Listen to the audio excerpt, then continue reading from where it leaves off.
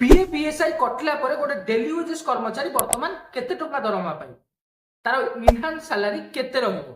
से सब किछि डिस्कशन करबा आज राम ए वीडियो रे। तो नमस्कार मु राजकिशोर आपण मानक स्वागत करूची पुणी आ एक नुवा वीडियो रे। तो जदि आपण माने हम चैनल को नुवा भाई विजिट करछंदी तो चैनल को सब्सक्राइब करि नियंतु एवं पाखरे थिबा बेल आइकन ने क्लिक करि नियंतु एई बळे लेटेस्ट इंफॉर्मेशन प्रथम पाइबा पई। तो चलो तो बिना कौन देरी वीडियो को स्टार्ट करबा। तो वीडियो रे आगो को इन्फॉर्मेशन देबा पूर्व मु आपण मानक जणे देबा चाहूची कि आसंता काली मध्ये मु वीडियो टी आनिथिली केते टका ग्रॉस सैलरी आपण मानकर रहइबो एवं तापर बहुत सारा एम्प्लॉय मानकर कमेंट आसिला कि सारा हमकु गोटे वीडियो आनंतु जोथि कि पीए पीएसआई कटला परे हमकु केते टका दरमा मिलिबो से विषय रे इन्फॉर्मेशन दियंतु। तो मु आपण मानक जणे देबा चाहूची एई जो वीडियो रे आगो मु जणेबा जाउची सेथिरे आपनकर सब डाउट क्लियर हे जिवो एवं आपनकर जो पीएफ ईएसआई कटला परे आपनको इनहांस सैलरी केते टंका मिलिबो से सब मध्ये मु आपनको बहुत क्लियरली जणाई देबी। तो चलंतु मु आपनको डायरेक्ट नै जी मो डेस्कटॉप स्क्रीन को वीडियो को एंड पर्यंत देखम जे वीडियो टी भल लागबो ताले वीडियो को लाइक करिवे।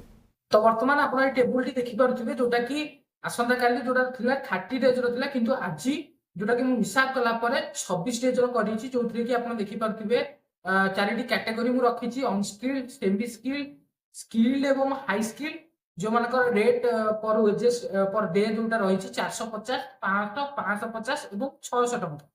जा हिसाब रे कि वर्तमान आपण देखि पारुथिबे total minimum wages per month इंटा पर आपनकर होची 11700 13000 14300 15600। तो एटा रहउची आपण मानकर ग्रॉस सैलरी ता ऊपर ही आपनकर पीए पीएसआई कटिबो जोटा कि अनस्किल्ड मानकर रही 11700 सेमी स्किल्ड मानकर रही 500 टका हिसाब रे 13000 स्किल्ड मानकर रही 14300 550 हिसाब रे हाई स्किल्ड मानकर रही 600 हिसाब रे 15600 टका। तो डायरेक्ट मु नैथिबी कि कंपैरिजन को जोथि कि पुराना रेट रे आपण केते पाउथिले वर्तमान रेट रे केते हबो सेटा मु आपन को देखै देबा चाहूची। तो आपण वर्तमान देखि पाउथिबे मो स्क्रीन रे कि वर्तमान एटा होची आपनकर जो रेट चार्ट वर्तमान रही नुवा रेट सैलरी हिसाब रे आपण जो पूर्व जोटा पाउथिले वेज पर मंथ ओल्ड हिसाब रे 9152 टका पाउथिले एवं वर्तमान आपण केते पाइबे ना 11700 आगर 10192 टका पाउथिले एबे पाइबे 13000 टका ता पूर्व पुनी पाउथिले 11492 वर्तमान पाइबे 14300 टका जो माने 13052 टका पाउथिले से माने पाइबे 15600 टका। एई रहिछि वर्तमान नुवा रेट चार्ट। हम आपण मानकु जणै देबाकू चाहूछि कि बहुत पिलांकर कमेंट आस्थिला एवं से माने कहउथिले कि या सरकार आगुर घोषणा करछन। हां मु भी तो कहउछि सरकार आगुर घोषणा करछन किंतु आपण मानकु जणै देबाकू चाहूछि या 18 तारिख लागू हैला ता माने कि सरकार घोषणा कर देथिले माने पुराना पिछला हिसाब रे लागू होनी वर्तमान ही जो जहां भी डिसाइड हेछि गवर्नमेंट रो सेही डेट री लागू हेछि माने सेही डेट रू मिलियो माने 18 तारिख री आपन को मिलिबो। तो आपण एथिरे कहि परिबेनी कि मो तो आगुर डिक्लेयर हे जायछि एटा किछि बड़ कथा न मु आपण मानकु आगो पछ कथा कहउनी मु आपण मानकु रेट कथा कहउछि जोटा कि वर्तमान आपण केते पाइबे से तो डिक्लेयर कर देले तापर आपण को जणा नथिबो केते टका कोन दरमा पाइबो। बहुत एम्प्लॉय मानकर क्वेश्चन दिला तो मु हेतले वीडियो टी आनली जोथरे कि मु पूरा रेट टा क्लियर कर दोछि। डायरेक्ट नै जिबो चाहिबी आपण को सेही टेबल टी जोटी आपण पूरा क्लियर हे जिबे तो डायरेक्ट जिबो सेही टेबल को आपण देखि परथिबे वर्तमान से टेबल टी आस्थिला जोथरे कि आपण देखि परथिबे पूरा मु रखि देछि न्यू रेट सैलरी 2024 जोथरे कि आपण देखिबे अनस्किल्ड मानकर total minimum wages per month थिला 11700 सेथुर आपण जदी कहिबे कि आपनकर ईपीएफ बेसिक जोटा आपनकर रिडक्ट हेबो सेटा होची 12% जहां आपण बेसिक थिबो 11700 रु 1404 टका कटिबो ता सहित ईएसआई हम जे देखिबा बेसिक रु गोटे एम्प्लॉय रो 0.75% कटिची जे 88 टका हिसाब रे इनहांस सैलरी आसीबो अनस्किल्ड मानकर 10208 टका। मु आउतरे कहि दउ चाहूची इनहांस सैलरी गोटे अनस्किल्ड कर्मचारी मानकर 10208 टका रहउची एवं जो सेमी स्किल एम्प्लॉय माने रहिसंती तांकर थिला 13000 टका एवं 13000 टका रु 12% ईपीएफ डिडक्ट होला परे माने 1506 टका एवं ता सहित ईएसआई तांकर कटिबो केते टका ना 0.75% अप्रोक्स जोटा कि 98 टका एती कटला पर जो सेमी स्किल एम्प्लॉय माने रहिसंती से पाखा पाखी 11396 टका पाइबे पर मंथ। तो आमे जो देखिबा स्किल्ड कैटेगरी जो माने रहिसंती बा कुशल कैटेगरी जो माने रहिसंती तांकर पर मंथ रहउची 14300 टका एवं तांकर जो बेसिक रु पीएफ कटला परे जो 12% पीएफ अछि एम्प्लॉय रो सेतरु 1716 टका कटिबो एवं जो ईएसआई रहिची सेतरु तांकर 0.75 हिसाब रे 108 टका कटिबो एवं एई दिटी पीएफ बीएसआई डिडक्ट होला परे से मानकु मिलिबो 12476 टका।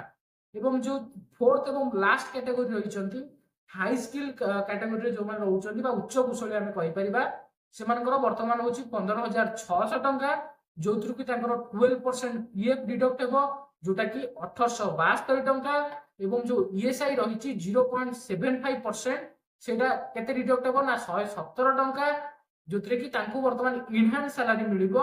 13,611 टंका। तो बर्तमान मुझे आउ थे पूरा क्लीयर भाव में बुझे देवाक चाहूँगी कि गोटे अनस्किल्ड कर्मचारी बर्तमान 10,208 टंका पाइब पीए पीएसआई कटि सारा गोटे सेमी स्किल्ड कर्मचारी बर्तमान पीए पीएसआई कटि सारा 11,396 टंका पाइब एवं गोटे स्किल्ड कर्मचारी जी अच्छी से बर्तमान पीए पीएसआई कटला 12,476 टंका पाइब एवं गोटे हाई स्किल्ड कर्मचारी तार पीए पीएसआई कटला से पाइबे 13,611 टंका। यह जो कर्मचारी मैंने रही भाव में विभिन्न सरकारी विभाग हो प्राइवेट सेक्टर हो जो कर्मचारी मैंने काम कर डेली वेजेस बेसिस सैलरी यही हिसाब से मैंने पाइबे एवं खास कर बहुत कमेंट आसूला कि फॉरेस्ट डिपार्टमेंट जो स्क्वाड एवं अच्छा से भाई मैंने जब डेली वेजेस दरमा पाँच तो निहाती भाव जब अनस्किल कि सेमी स्किल होती सी ए स्ट्रक्चर अनुसार दरमा पाइबे सहित जो सिक्यूरीटी गार्ड भाई मैंने रही विभिन्न विभाग में देखिपारे से सेमी स्किल एवं अनस्किल की स्किल कैटेगरी जहाँ भी आप कैटेगरी रही से हिसाब से आप देखी नियंतु जहाँ रही सैलरी से ही पाइबे।